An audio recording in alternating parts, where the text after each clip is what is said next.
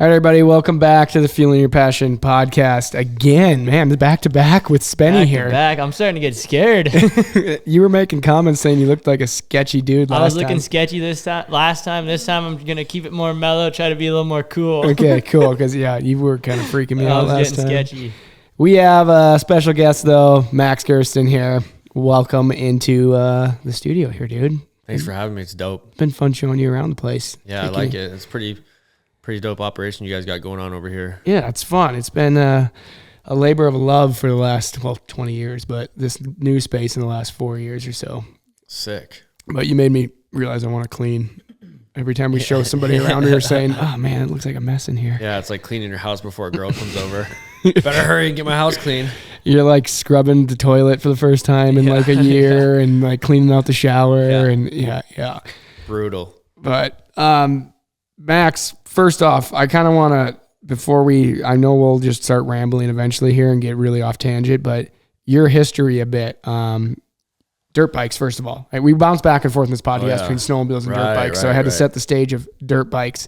You've raced your whole life, and present day you're working with Hard Enduro series and still racing enduro cross, but I don't want to miss any of the cliff notes here if I let you take the stage for a minute. No, I appreciate it. Yeah, I've been riding and racing motorcycles my whole life. It was the only thing I ever really cared about. So I just decided to stick with that and always worked regular jobs too, and eventually got to the point where I was just focusing on the motorcycle world.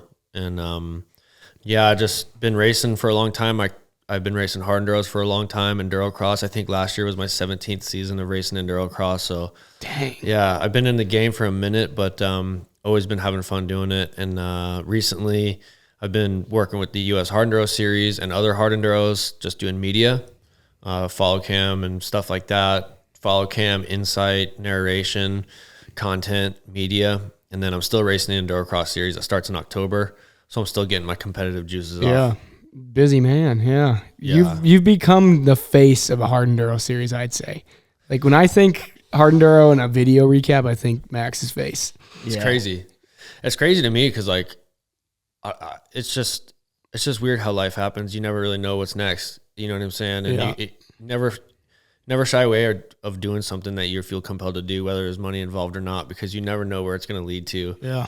I call myself the anti-media guy because I'm like, I don't really care about any type of fame or anything like that or notoriety, but I just like the sport. This is what I like. Yeah. It's a passion project for you. Yeah. Exactly. So for me, it's simple. I mean, that's why I coach. I also do coaching. I have intro to dirt schools, all types of different. I gotta sign up for that. Yeah, we got to get the crew into a Max off-road clinic. Yeah. Let's do it. We need help. Let's do it this week. I'm down. I'll be here. Oh yeah, we could. We could fill it up. We got enough guys here. We could fill it up pretty quick. I need like 1 to 2 more days till I can sit on a bike again though.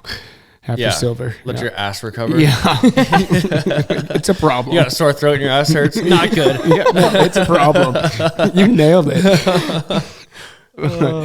It's been sick. It's cool the friendships you have within it. That's the thing I love about it is it's authentic because you can tell these guys. All the top guys that are racing, you've either spent time with them, raced against them, hung out, grabbed dinner with them, whatever it is. So the conversations you have, like Spenny, you guys were doing interviews together, and 2 years ago when you were racing the whole circuit, you were kind of one of the reoccurring faces that you guys interviewed, and you seem to pick key people to highlight, and you can tell that it's just really easy for you guys to have those relationships out on the course too. Yeah, I mean, that's the other reason why I started my podcast is just because you never really get to talk to these guys too much at the races. You never really get to dive in. It's like you see somebody for 5 or 10 minutes and then you go to the next thing and you got to get ready for the race. But I think that keeping it real is like one of the most important parts. That's when I started doing all the media stuff. I was like, what my number one goal is like to stay authentic, keep it real, and, not really try to be something or anything that I'm not, and just have fun with it. And I don't know, when you're non-authentic, people read that. People can feel that when you're not real, and that's not what I wanted. So I'm like, let's just keep it real and have fun. Dude, I've met so many people that are not who they are on camera. Like it throws you off. You get all stoked to meet them, and then they're just not that person. And that just really like kind of dumbs down the legitimacy of it for me. For sure. Yeah, it is hard too, because like I feel like people will. You do have to put a bit of a face on. Yeah, for exactly. Sure, like people want the energy too. Yeah. You know what I mean? Like when I'm doing the follow cam and doing the narration for the Hard Enduro series, like I got to kind of turn up the energy levels a little bit. You know what I'm saying? Because I'm excited about the race too, though. So I'm like kind of feeding off the event, and I'm kind of delivering that to the people through the content, but it still needs to be authentic. So it's like there is a middle ground, I think, where you got to like elevate it a little bit, but you can still be real with it. Because I am genuinely excited to be there. So it's like, but then when people come up to me, like I'm chill zone too. You know what I mean? So people always expect me like, where's your cowboy hat? Where's all the craziness? I'm like, bro, I've been crazy for a week. I'm chilling now.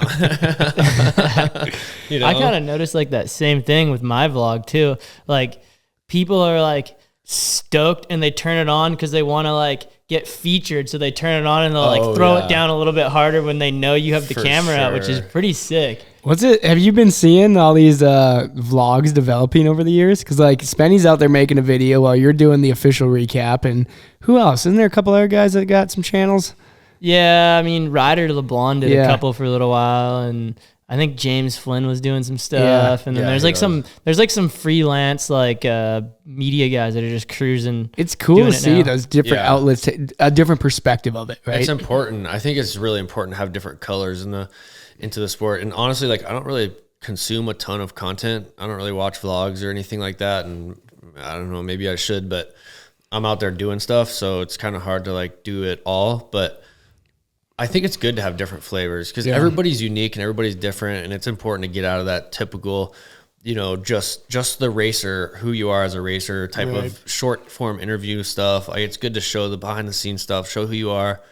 And, you know, you don't have to be like loud or energetic or funny or this or that. You just have to be whoever you are, and that will resonate with people that are that way also. You know what I'm saying? So like everybody just needs to kind of find their lane, I think, and double down on that. And I think that's important to have different colors. Totally. You can take two different routes on that. I have a buddy who used to do some like sled film stuff, and he would never watch other people's stuff because he didn't want to compare himself to anybody. He's like, if I start like watching other content, I'm going to think, oh, how can I mimic that or do this or do that? And he just wouldn't take in any other content. He would just, whatever happened in his mind and how he wanted to create it, that's how it came out, which is cool. But at the same time, like I need the inspiration from other people. But, yeah, I've bounced back and forth on that. If I start going down the rabbit hole of we should do this, we should do that, all of a sudden we're not doing anything we intended to do. Yeah, I think for me, like where that line gets drawn is I like to pull inspiration from other places too, like listen to other sources of information and stuff like that, and just kind of stay on path with my own personal journey and my own personal growth. And then I think from that is where I'll find my inspiration. But it is good to get some ideas and stuff like that. But kind of like a stand-up comedian, if you spend all day listening to other stand-up comics, and then next thing you know, your jokes are going to start sounding a lot like theirs, and that's not really what you want either. So there's a line. There's like a balance, I think. Yeah. Spenny, I'm making a request right now. I want to, on the lines of media, so we're talking about media, I want to see you get like buttery or medium signed up for a proper hard enduro race. Dude. Actually, but that's cool. But before you dive into that, the reason is like that is so cool because that brings a totally different audience in. When you did the one where they did Enduro Cross, that thing popped off, and there were so many people. It hit 1.5 million views. Yeah, I think that's the biggest Enduro Cross video on YouTube. And there's so many people that are only moto boys in Southern California that it just opened a new door for them. Oh yeah. So it'd be sick to see something like that. That would be cool. That would be cool. Maybe they'd be down. They're down, dude. They're down to do anything, honestly. Like for content, if it's a good content idea or anything, they'll do it. So, I mean, all we got to do is like, I think Eli, because he's obviously going to take the green one. We're probably going to need to get him on like a KDX 220 or something. But like, why he doesn't ride any other bike? I don't know. He's just always taking the green one. He just takes the Cowie. He's always ripping the Cowie. We can put green plastics on 300. It's some hard enduro, dude. You got to come set up proper. Like you we need the right bike, you in. need a fan, you need a sticky tire. Like you don't want to show up on a motocross KX 250. That's not going to be a good time. No, yeah, we got to get them. Set up proper. We got to get them set up. And maybe Donner would be good. Close too. those types of collabs though is what I love, where it opens the door to a brand new audience. For like sure. There's total overlap there. It's still riding a motorbike, but it's just a completely different discipline of it. And we're always trying to battle that, trying to figure out how to get new people into sledding, new people into this form of that, whatever it is, and kind of reaching outside of our immediate network. It's fun. It's just fun going through the comments and seeing people that are like, I've never heard of this sport before. Now I'm going to a race or whatever. Yeah. Because it is pretty niche to like Totally. search US Hard Enduro recap video. 100%. It's kind of like you either got to be in that and have it land in your recommended, otherwise you might never discover the sport. It's true. It's so small in the grand scheme of things, especially like motorsports. Hard enduro is pretty small. How do you feel about the current state of the U.S. side of hard enduro? The current state of US Hard Enduro? I think it's on a solid upward trajectory right now. I think that the races are getting better, slowly getting better and improving. And as an organization, they are learning how to set up the race courses and organize the race so that more than just the top guys have a good experience. I think that it's really important to do exactly what you were just saying and cater to not just hard enduro people. Because if all you ever do is go after core hard enduro guys, then you're only ever going to get core hard enduro guys. So I think it's really important to go outside that and get more people into the sport. And how you do that is by scaling the courses down so that people can actually show up and have a good time. Yeah. And which is hard because like the sport of hard enduro is all about like hard. But not everybody wants to show up and spend $2,500 the next day on new pipes and radiators and everything. So I think it's really important to scale the sport down, like regress the sport a lot. And find formats and venues that work for that, and then slowly bring those people up the ranks. And then like all the way down to youth as well. Because if we don't have new riders coming in, then we don't really have new riders coming in. So I think that that's going to be a really important part of scaling the sport and getting more people into it. And things are definitely moving in the right direction. We got a lot of good people in place. Matt Musgrove running the US Hard Enduro Series, like he's such a champ. And then Josh Shecker doing all the courses and stuff. That guy knows what's up at a high level. He's as good at setting up hard enduro courses as Spenny is at making YouTube videos. Where'd that even come from too? Because he was like factory mechanic, and then now he's just like the best track dude in the U.S. It's like he got crazy that he's like, dude, he is like one dude that can actually just do like everything. 100%. Like, he's so good at everything. He's just a dialed guy. He's super dialed. I think he got some experience while being a factory mechanic, doing all those Europe races and stuff, doing all those races. And then was he a hard enduro mechanic though? He was Haker's mechanic. Okay. Was he Haker's mechanic for like 6 years or something? long time. Long time. Like multiple championships, like world championships, AMA championships, like dude, he's done it all. Josh is definitely a high level dude. And then he's got experience overseas quite a bit. So he really does know what it takes to put on courses. And there's so much more that goes into it than people think. So the US Hard Enduro Series is definitely lucky to have that guy on board. Yeah. He's a special ops hard enduro unit for sure. That's a hell of a title. That's what it should say on his little name tag. Hard enduro unit. Yeah. The most official motherfucker here. Yes. That would be the sickest name tag. Yeah, I would. Get that embroidered. Yeah, at the bottom of like if he's on camera ever, have that underneath his name. Yeah. That goes hard. Yeah, for sure. And then like back to the current state of hard enduro, it's definitely getting better. But there's other challenges too, like venues. It's hard to do hard enduros on public land. I can only imagine the logistics of trying to get this road off and approved. Yeah, exactly. So public land is a big challenge. So then we're going after like a lot of private land. So really we're kind of limited to private land, and it has its challenges, but I think that the future of it looks bright. Yeah. Overall. I from kind of the outside looking in on that industry, like I've been getting more involved, and it's been super fun. Just taking interest in it year after year here, meeting more people on the inner working of it.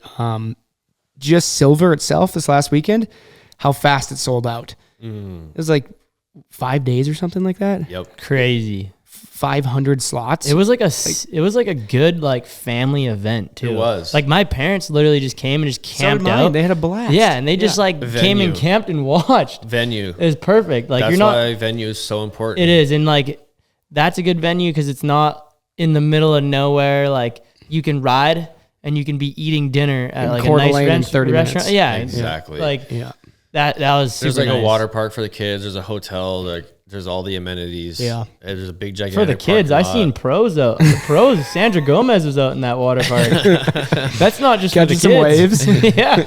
I guess the point is that there's activities for the family. Yeah. Yeah, no, dude, There's that was shit a sick to do event. there. Yeah. But that's the tough part too, is finding a privately owned ski resort nowadays too in the Yeah. West. Yeah. Those are becoming few and far Yeah, between. 100%. Like Vail owns most stuff in the West now, any big resorts. So that Silver is cool with that. And like man. most ski resorts aren't like dirt bike fans of dirt bikes. No, it's usually mountain biking. Which is why or- it's like super important for us to conduct ourselves in a really positive way when we're at these races. Like as fun as it is doing wheelies and burnouts down the street for the parade, like be cool to the people of these towns and be respectful of these towns. Like it's so important because that's Yeah. the longevity of our sport that we're holding in our hands. So like, I don't know. I'm like, I like to have fun. Don't get me wrong, but I'm like anti. Don't wreck shit. Be respectful. Don't leave trash. Don't do wheelies down the main street. Don't speed. Just be cool. Just be cool and grateful to be there and wave at the residents. And if they want you to do a wheelie, then definitely pop one. Honestly, every single resident that I rode past going up to the top was like giving you like the hand signal Yeah. to like rev your bike. They're Like the stoked. locals It's cool. were stoked. Yeah. Dude, they put out the checkered flags seen through that. town. The like, checkered that flags. It's just a It was fun sick. environment. It was a cool environment. Yeah. Yeah. Well, That we was kind of cool. we kind of accidentally transitioned into that. Yeah, just this last weekend was Silver Kings Hard Enduro in Kellogg, Idaho. Oh yeah. And dude, like we're just saying, what a venue, what a cool spot. I haven't, outside of watching recap videos, I haven't physically been to the others. I did Outliers last year, went out to that, which is obviously FIM, but the Silver setup just seems like one of the premier locations for what we're trying to accomplish out there. I reckon the same. Yeah, it's sick, dude. I love every single hour of it while we're there. Yeah, it's a big mountain.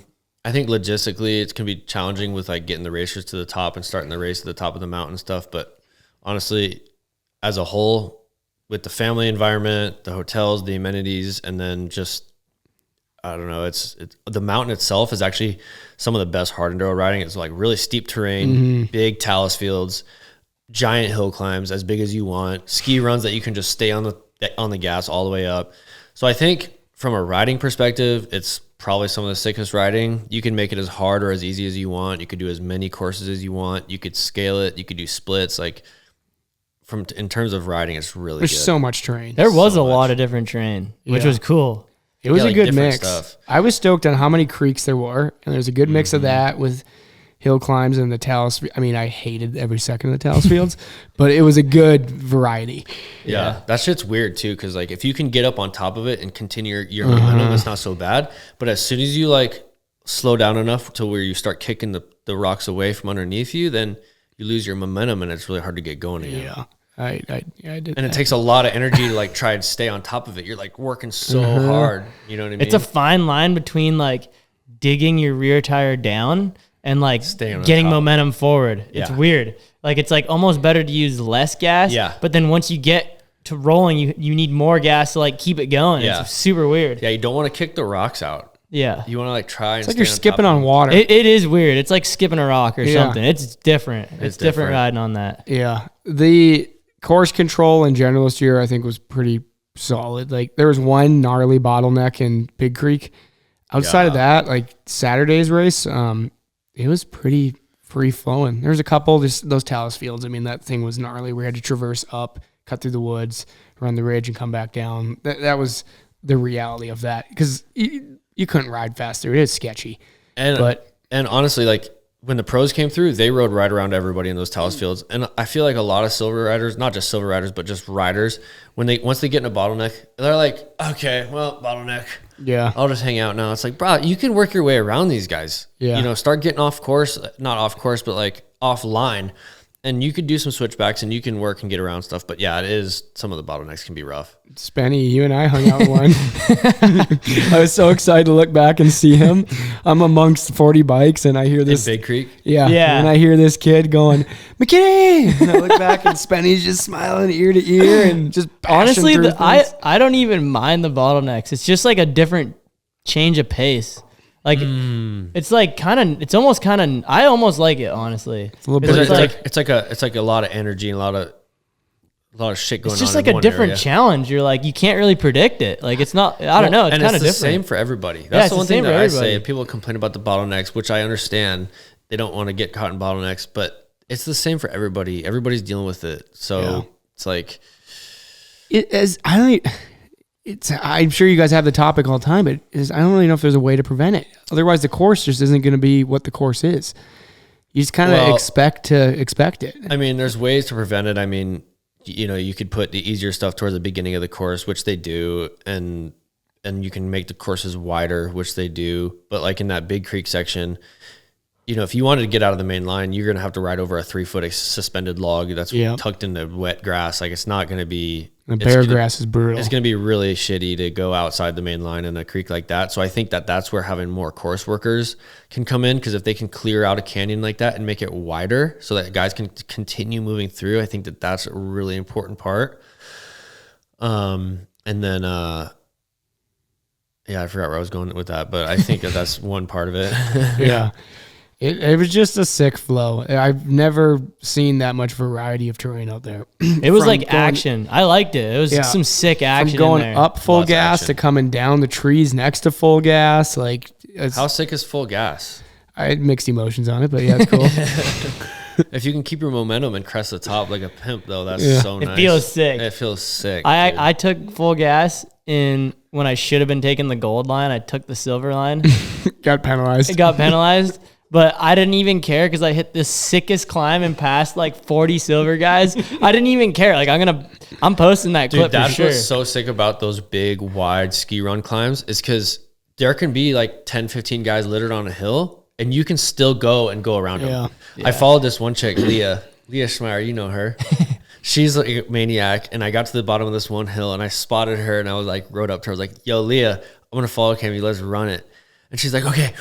And like focuses, and there's like 10 dudes just littered all over this ski run. And she just went, roll, roll, roll, roll. And just went through everybody. It was sick. Over the top? Over the top. Nice. Made it all the way over. So it's like moments like that is something to shoot for. It's like, that's what makes hard enduro cool. Yeah. And it's doable. It just shows there's always a way around it. 100%. Yeah. Yeah, I made it to that first catwalk there and was content. How'd that go for a sled guy? Let's hear the sled guy tips on the race here. What's it like being out there with all that dirt, no snow? It's a mental battle because the hill climbs make sense. It all comes down to my balance. It's clutch control end of the day, right? But like the hill climbs are super similar to a sled where you let off on a bump, get back in it, like kind of pump up and over it and get back in the throttle and carry on up. But I'm a 3-point of contact kind of guy, and having 2 just throws me off. I'm still figuring it out, but yeah, it's like try not to get pissed because every now and then I'll go, oh dude, this would have been so easy in the winter. I get no problem. I've been stuff 10 times harder in this. We take away the snow and it's just a whole new battle. Are you able to like apply some of your snow skills to riding a dirt bike?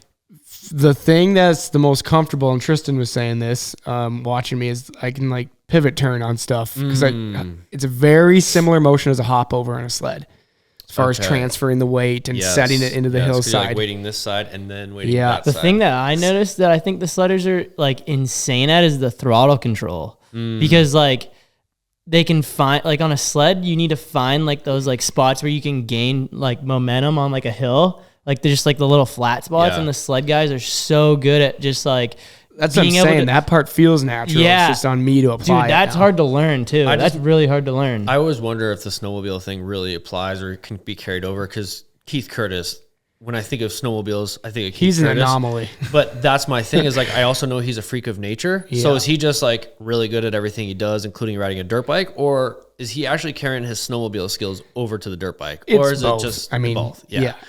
It applies for sure, but he's just a genuine athlete. He's gnarly. He's a savage. I saw him recover on one of the hills. It was not full gas, but it was the one with all the rocks at the bottom, and it like goes up into the trees. Oh, it's like under the chairlift kind of. Maybe. And it's like a shaly. It goes shaly to dirt. Go big or go home. Go big or go home. Yeah. Yep. I saw him like hit some of those rocks at the bottom, get offline, and I'm like, what's he gonna do? You know. and he just like, it just made it happen and got up it anyway. I was like, oh man, he can recover. Yeah. Like I was like, is that a snowmobile thing or is that a Keith Curtis I think thing? that's got to be, I think that's a snowmobile thing. I don't know, because Jay, I love you. I know you this. I know you listen to this. Jay Manberry, top tier, multi-world champion hill climb racer also. He's been on 509 for 12 years. Yeah, he's beat Keith, in different classes all winter long on sleds. And then he and I finished bottom of the barrel together in A on bikes. Like, it doesn't quite transfer for him like it did Keith. I don't know where that disconnect is. It's a lot of mental for sure, but dude, I went and rode Keith's hard enduro stuff in Pipestone. It's gnarly. Like trialsy, super trialsy, big like boulder to boulder on offs. Like, he's confident too. He had a sketchy, like you saying like he's just like an athlete. Dude, he's gnarly. There's like a sketchy creek crossing that it was like slippery rocks with like a rushing river, and I drowned my bike out in it trying to cross it, and he just cruised right across it. Yeah. And I was like, dude, like you ride this on your own? And he's like, yeah, all the time. I'm like, I need like 10 guys watching to make sure I don't get washed away down your river. I hope like guys that are following hard enduro watch what Keith does in the winter, because it's kind of history. Like, there's not many people that are that good at two disciplines on that high of caliber. Like, he's the most winning hill climb racer in the history of snowmobile racing. Yeah. And then he's up there finishing, sometimes winning top 3, top 5 at, pro level. It's so impressive because he doesn't do a ton of racing, like dirt bike racing. He'll just like show up for silver and like be totally in contention. You're like, bro, how do you do this? And he's just good. He just doesn't need a ton of race practice. Not many guys will be a factory winter athlete and a factory summer athlete. Yeah, he's done it. He's done it. Factory Polaris all winter, those mods. And he was factory Sherco 2 years back, 1 year back. Have you ever gone to Jackson Hill Climb? No. We got to get you in our world once. I'd love to come out. You got to see Keith and those boys out there in the winter. I've seen some videos. That shit looks wild. Dude, like 250 horsepower, full race gas, factory built, hand built mods. Dude, the snowmobile guys love horsepower. Yeah, that is totally. That's the thing. I have no idea what horsepower my bike has. Not a clue. But I can tell you all about what my sled does. Not a clue. Although now I do if you're Stark, because you talk about horsepower on that thing all the time. Yeah. Well, so you can actually like adjust it so you know what the numbers are, but like you don't really know what the horsepower is on your 300. You have no idea. Yeah. What is it? Anybody know? I don't know. 69, somewhere between 68 and 70. It's got to be somewhere in there. Somewhere in the middle. Somewhere in the middle there. I don't know. That's actually a good question, though. What do you see? You think electric's going to make its move into hard enduro eventually? That's a great question. I think technology needs to get a little further along, but I think it definitely has a place. I don't know if it has. It definitely has a place in hard enduro, but I don't know if it has a place right now in the world of hard enduro racing. But I think in terms of just riding hard enduro, like being able to go out and ride, I think that's what's so sick about the electric bikes is you could ride a Stark from your house into the mountains that are close to your house and not disturb anybody. Yeah.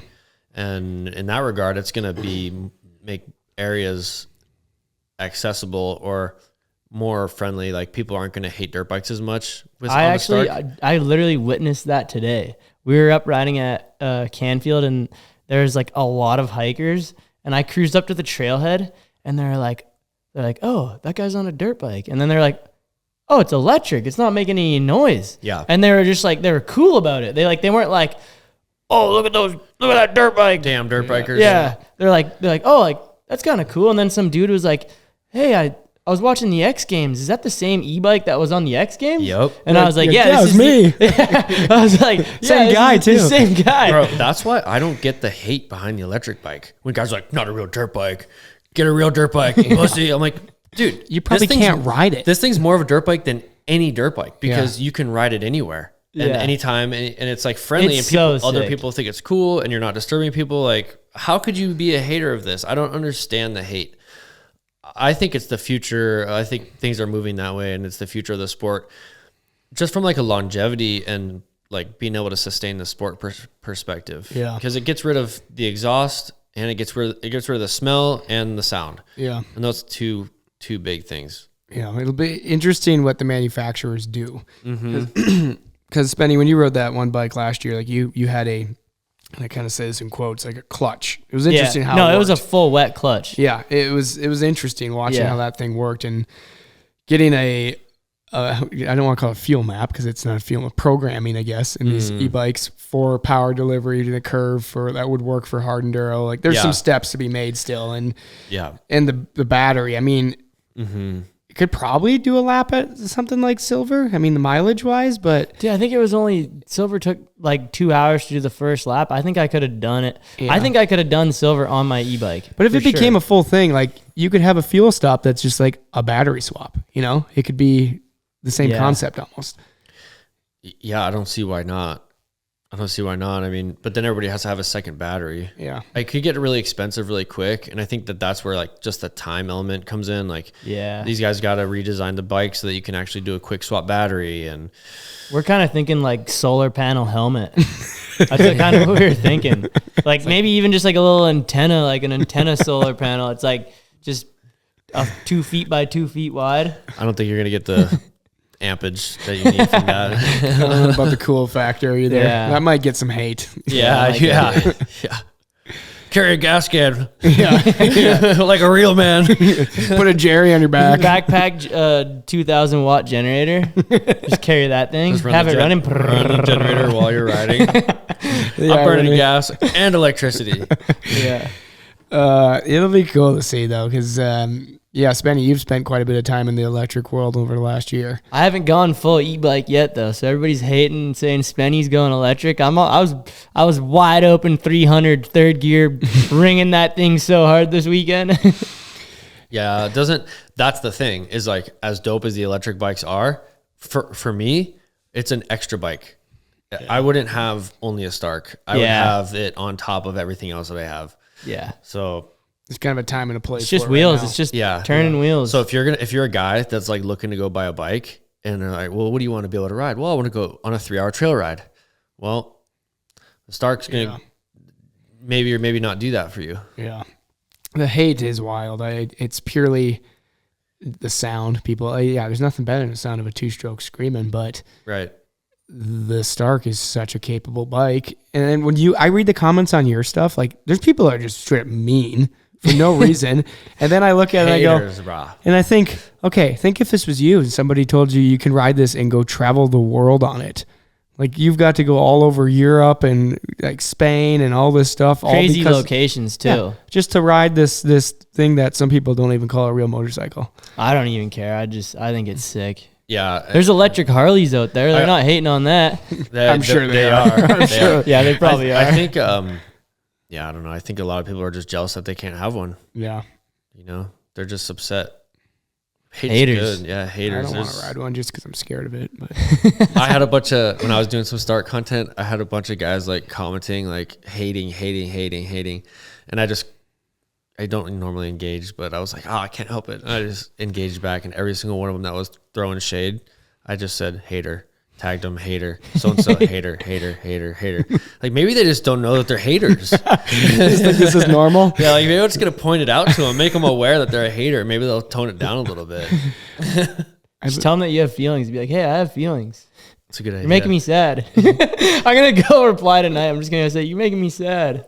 That might go further, man. If you tell you somebody you made them sad, they might go, "Oh shit, sorry." But dude, like as a fan of the sport, like you like dirt bikes, you like dirt bikes. Like as a fan of the sport, how can you hate? Like, don't you want to see more options coming into the sport, bro? If there's a really smart group of rich people that want to develop, that want to go out and try to develop a sick machine and not just put an electric motor in it, but actually make like a bike that's sick from top to bottom and then make it more sustainable for the sport of the future. If that's the goal and the mission of that company, how can I not want that to be successful? Totally. Yeah. The fact that they're even showing interest in our sport. Yeah. As a fan of the sport and somebody that loves dirt bikes and the freedom that it brings to people, how can I not love that? Yeah. I should have done this. I should have done the e-bike at Silver just for the fans, just for the e-bike fans. You should have rode it at least straight rhythm. I know, dude.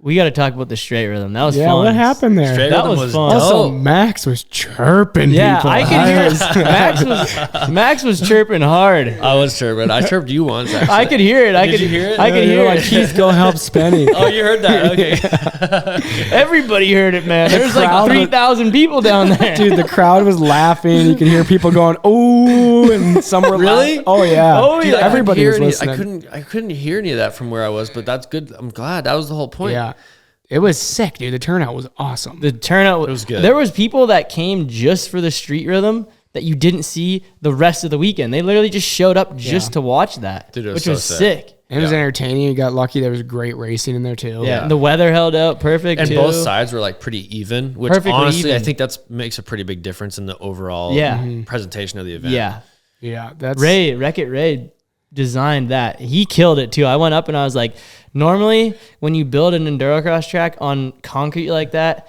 there's like at least a couple logs that are gonna blow loose. 100%. Dude, that track never even like moved a single inch. Bro, it was Ray built. Nothing moved an inch. Everything was so I locked saw into him place. run out there for drill once because he saw something slightly moving and just was putting more screws in. Oh, so he was on it. He Oh, was yeah. on it. But Honestly, I think that was my favorite part of the straight rhythm was watching Ray float with that half-inch impact that he had. Yeah, He was yeah. And he kind of had like this little walk on him, like, dude, I am ready to set some long screws right now.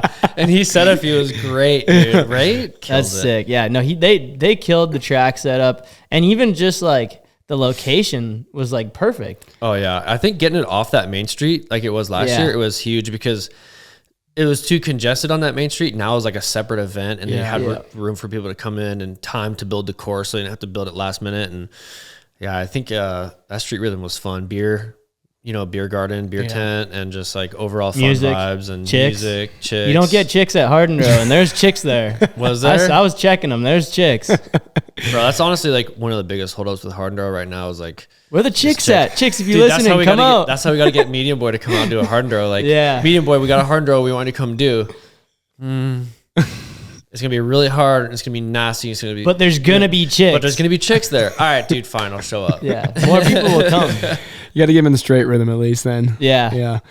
No, we were all super worried moving it off the street, being one of the like title sponsors on it. Yeah, that's right. And then, dude, everybody's stoked, just blown away. The turnout, everybody was just super upbeat. The amount of families, that was a cool part Families. too. There's kids sure. everywhere hanging out, having a good time. Oh, yeah. And- Little kids on striders biting your ankles everywhere. yeah. Dude, And so they were sick. like kids like ripping bikes in the parking lot. 'cause it was all in Suron, a the huge Suron parking boys lot. pulled up the local. Dude, that's the sickest thing for me to see right now is the local Suron Dude, kids. it's amazing. Everywhere you go, there's a little group of kids that all have Surons, and they just like know where to. Squad. Dude, Suron squads pulled up. Like, Dude, they're so legit. it was so sick. Dude, honestly, when I work with a lot of kids that have never ridden dirt bikes before. So like parents will call me and I get a lot of calls and communications from parents whose kid is like struggling in school. They play a lot of video games. They're inside a lot. Like they're not very physical. They don't play sports. They don't have friends.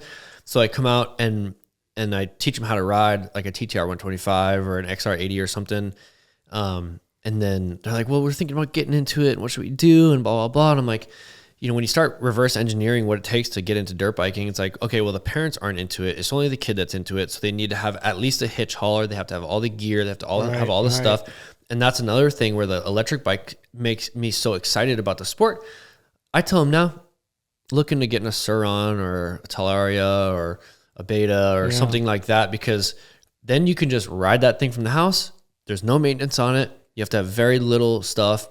I tell them, wear your helmet, put some knee pads on, and you're good to go. Yeah. You can still figure out the fundamentals like clutch control and just operating a twist throttle. Yeah. All of that. Yeah. Oh, and you can have so much fun straight from the house without having to load up. And it's the ordeal of riding, which makes it a pain in the ass. I'm sure that you know that from snowmobiling, it's even worse. But it's like, dude, for me, it's like the whole ordeal of like loading up, putting my gear on, unloading, taking my gear. I guess you get all your gear together and you're like, man, this is a lot of shit. that's a lot of shit. It's You're like, I have all this on me? it's the least fun part about it. So that's another thing that I like about the electric bikes. Yeah. I will say I have to wash my sled way less than my bike. Man, I hate washing dirt bikes. Really? Oh, yeah. Well, then there's some snow. You put a cover on it and you're good to go. Yeah. Yeah. You get home and you wash your bike. I tell Tristan this all the time. He's like, he's kind of on my program now. He used to be like, I got to wash my bike every ride. And then I was like, yeah, but it's going to look the same in 24 hours. So now it's like a once a week thing maybe, or if it's so dirty, I don't even want to move it in the shop. But man, that is my biggest gripe about dirt bikes. What was, I'm curious to hear how'd your body feel on the 3-day format being a sled guy? Terrible. Well, that's not a sled guy thing. That's just a me thing. Yeah, that's true. But what was like the progression in like the days for you? Like, what did you think? Okay, so the prologue went really well for me. Like I surprised myself. So prologue, Thursday, and street rhythm 16, you guys didn't do. I did like 16:30 on prologue, which I was stoked on. So 16-minute prologue Thursday, and then you're done Thursday. Yep. And then Friday, come back out for a 3-4 hour. What was Friday? Friday? I don't know. Not for you guys. No, we had a full race Friday. Yeah. 3 or 4 hours, something like that. And I got tossed on full gas, and then I got tossed into that big creek, and I don't know, I got in my head. But then Saturday I was feeling good, and about halfway through I started cramping like I've never cramped before. I was out of water. I was cramping all the way up my arms, my legs, everything. I probably had like 6 different people's water. Every time I'd see spectators, I'd be like, water, everything.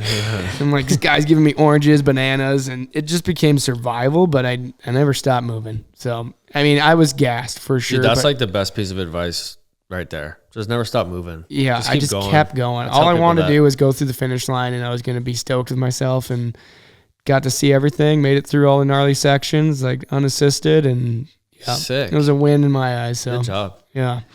I was curious, like, as one of the title sponsors of the event, did 509 just sponsor the Street Rhythm?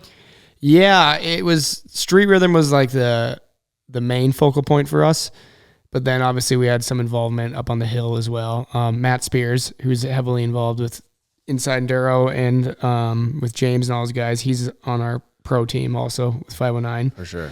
So he has some influence on that, which we're super thankful for. But for us as a brand, like, I'm always supportive of any manufacturer that's out there. So we're all fighting the same fight. 100%. We're all trying to make the sport better, more comfortable, more appealing to any consumer. Yeah, grow the whole pie. Yeah, so to scan the area and see a lot of our goggles everywhere and more guys wearing the gear and seeing the flags and the stoke level and see our employees super pumped on how everything went. Like, our whole marketing team was there, and everybody left that weekend like super pumped. Yeah. Just good. They were pumped with how the event was ran. You know, every event there's controlled chaos and some things would change, but at the end of the day, finished up, packed everything up Saturday night, and everybody was just stoked. That's like, good. Ready for next year, ready to continue to make our name in this industry, and yeah. It's always like not a relief, but it's good to hear when companies invest in the sport and then they actually get out what they were looking to get out. Yeah. And they're happy with how the event run. That's really important. Yeah. And obviously we had a full booth there. So we're like moving product too, which helps, How much did you guys sell? Cover the event. So that was good. Hell so yeah. that was awesome. Did you guys sell a lot of goggles? Because I know that's one of your flagship units. Goggles and lenses. I've seen a lot of people come in and like, oh, I scratched my lens Friday. I don't have any extra lenses. You go to the trailer, there's goggles there, and like people were even asking me. They're like, hey, my goggles fogged Friday. Like, I don't want to fog tomorrow. And I'm like, oh, you gotta go get the vented lens. And then they go get the. Dude, it's wild. It's like having a sticky tire. When you show up to a hard enduro and you have issues at a race, it doesn't matter the cost. It doesn't matter the place. You want to fix it. I need the right shit. Yeah. I'm racing and I need the right shit. Yeah. And even like just like the weather changing, like the way we were strategic, I used we brought 4 different lenses this weekend. Yeah. I used like a tint, a smoke, a yellow, and a clear. I used like 4 different colors because the weather, like yellow. Every single race, it was like one was like dark and then That's one was like Sled World sunny. stuff. What's the yellow lens for? Like dark, low light. I heard Chris Blows one time told me to run a yellow lens at indoor races, like enduro crosses. Adds contrast. Yeah. I was like, that seems weird. But he said it was like a game changer. I've never tried it because I'm such a clear lens guy. Yeah. But do you think it would work for that? Like a yellow lens? Is that weird? Like yellow's my go-to on snow, which makes more sense. I mean, you're talking about an all white landscape. And when it's cloudy, the yellow adds contrast, so you can start to see some of the bumps and everything. But I wear that even tree riding because the same thing. It's super dark Just in there. lightens So it up. it lightens things up. Like adds a in little the more. dark, like creek bed zones, So it it just makes lightens it up a little bit. It's just weird to think that a yellow tinted goggle makes things brighter, or so you can see things better. You would think that it would just like change the color of things in a way that wasn't really right, or like it would tint things down so you could see them worse. But it sounds like it brightens things up. It's confusing because it's technically like a clear yellow. So there's a yellow also that would have like a mirror finish, right? That would darken it. But the clear yellow is, and it's like putting a yellow cover on a light bar, right? Same kind of concept. The lumens, the output's still the same, but it's coming out Probably amber be yellow. good for dust riding too. Dude. Yeah. Huh. But All right, I'll try it. no, we were stoked though. Like, with the weather too, like we strategically brought a bunch of those raincoats that care of the Barons. Yep. And those were hot commodities. So just the team being strategic going into event 2, looking at the weather, trying to figure out, what's going to be the smartest stuff to bring with us. Yeah, because you only have so much room. Yeah. But no, we were stoked, dude. It was cool. It was a really fun event. And hopefully it's the 3rd year we've done it. I think this is the biggest level we've done it. So keep coming back for more. Hell yeah. Good. Love it. What's next on the agenda for you two before we wrap things up? I'm going to be here in Coeur d'Alene for a minute, probably about a month, training for enduro cross. I'm going to build a bike. Teach us how to ride. Maybe do some classes. I wasn't planning on doing classes while I'm up here, but I'll probably do a few. We're forcing them. Yeah. I got a lot of, dude, it's crazy. Like I've gotten a lot of requests at Silver Kings. People, There's a coming up to me. huge crew here. Dude, it's wild. Like how far things have come in just like 2 years, maybe. I was telling somebody at the party on Saturday night, I was like, dude, it's weird to think about. Like a year and a half ago, I was hanging sheetrock.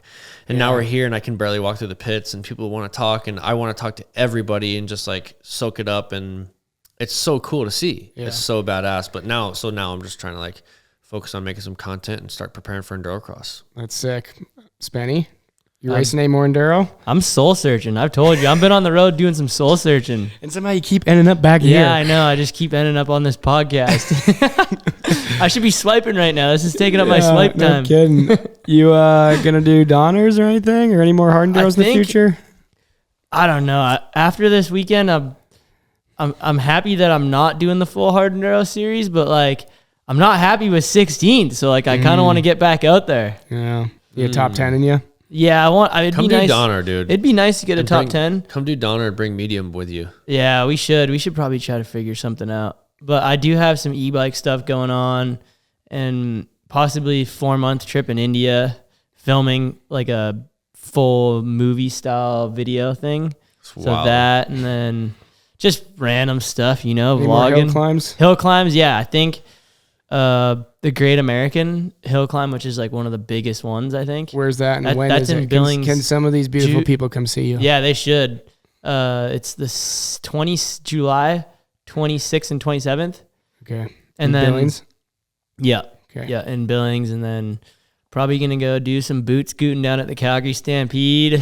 Go to Loretta's, go to Washougal. Really? Just- are you going to Washougal? Yeah, I'm gonna go hit Washougal. You're just gypsying Dude, it. I'm on a weird program right now. Where you can just do whatever you want. Yeah, I'm kind of just doing like what I just try to ride and hang out with friends and film videos and just No, I love your program. Fun stuff. I'm just curious where you're off Try to to keep it next. fun. It's a pretty good Yeah. program, honestly. It's solid. hit coffee shops, just cruising. It's almost like you're retired. I kind of am. Hang out with my mom and dad a lot. But Yeah. I'm kind of getting Go retired. get coffee and ride your motorcycle. Yeah, go get coffee. Dude, around. honestly, like that's basically retirement. You're pretty much there. I know. Good gig if you can get it. Yeah. It's good. Yeah. I've been practicing my one wheeling a little bit lately too. I've been one wheeling. I mean, because retirement basically is just like when you can do whatever you want to do every day. Yeah. You know what I mean? When you're kind of just like on that program. Yep. I can testify that he thinks he is retired because he calls me at like 10:30 a.m. on Tuesday. Like, what are you doing? I'm like, I'm in a meeting, dude. A Like, few I'm times a at What do you work. think I'm doing, bro? Yeah. A couple times a week. It's that classic, like your unemployed friend on a Wednesday meme. That's like everything Spenny does when he tries to call me. We were talking about that a lot at Silver with his parents and stuff, actually, because I remember like a couple years ago, where was it? It was at the Billings Hard Enduro 2022. Yep. And we were hanging out, and Bernice, his mom, was like, he better figure out how to Make this work. to get a damn job. He needs to get a damn job. I'm sick of taking care of him. and I'm like, oh, yeah, for sure. You should get a job, Spenny. I was even behind. I was like teaming up on him. Everybody's backing up my parents. And now they're like, and now it's like, who's laughing now? Now Spenny's out. He's retired, and their parents are like supporting him now. They think it's dope, but it's cool to see. Like, it's cool because you kind of took a gamble on yourself. You're like, I'm just gonna go content creator status, and I'm just gonna start making lifestyle videos and just build a fan base and see if I can do it. And you stick with it long enough, and you stay consistent long enough, and something happens. I'm not against going to school. If you're smart, go to school, get a cool job, but you can make it not going to school and doing a 9-to-5 job. Dude, but you got to work. You got to actually work. You don't just hang out all day. No, you have to actually work. I'm glad you said that, because like, dude, I'm not anti-school either, but like for me, one of the best things I did was not go to school. Decide to stop going to school and go motorcycle racing. Chase your dreams, honestly. Do what you want. If you chase your dreams and just like put your mind where you want to be, you'll get there. And it seems so corny to say, but like, it does. I don't know. People ask me for advice. I'm like, man, I can't really give you advice, because like I still feel like I'm learning and trying to figure this out as well. But one thing I can tell you is like, do what you're compelled to do. If you want to go outside and dig holes and build dirt bike jumps or BMX jumps, go do that. If you do what you want to do. If you want to make something, if you want to make some shells, you want to make a knife, like you want to make something, like go do that. Yeah. Do what you're compelled to do. I think that's so important. And then, I don't know, stick with it, keep doing it. I don't know.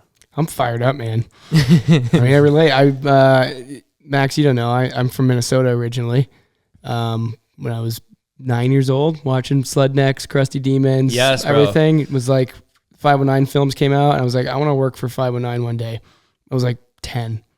Just never, actually that math doesn't make sense. I was like 12. Everybody has like a defining moment that they remember. Just stuck with it, and it got to the point where obviously my mom is super stoked and everything now, but she was going, David, what do you really want to do? Like, you can't film that videos. Doesn't, what, like Minnesota, small town out west, working for this big, world renowned company and all this stuff. Yep.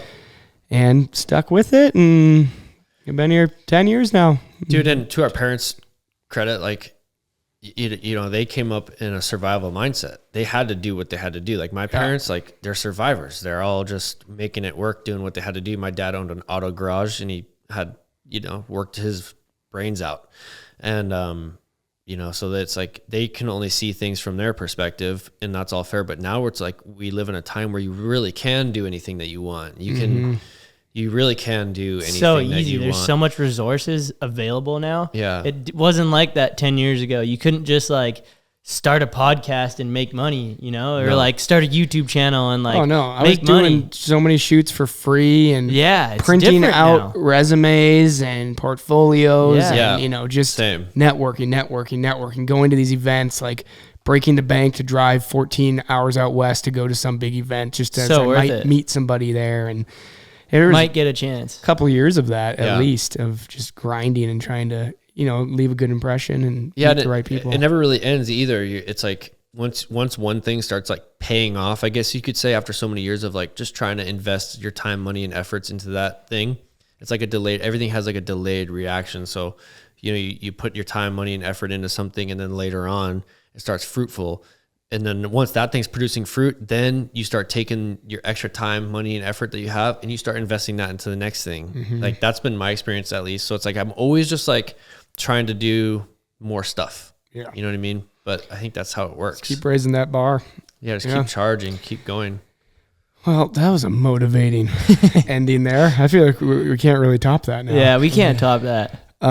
Max, Spenny, thank you guys so much. Max, where can people find you on social, online, wherever? Yeah, 100%. My social is at Max Gerston, MaxGerston.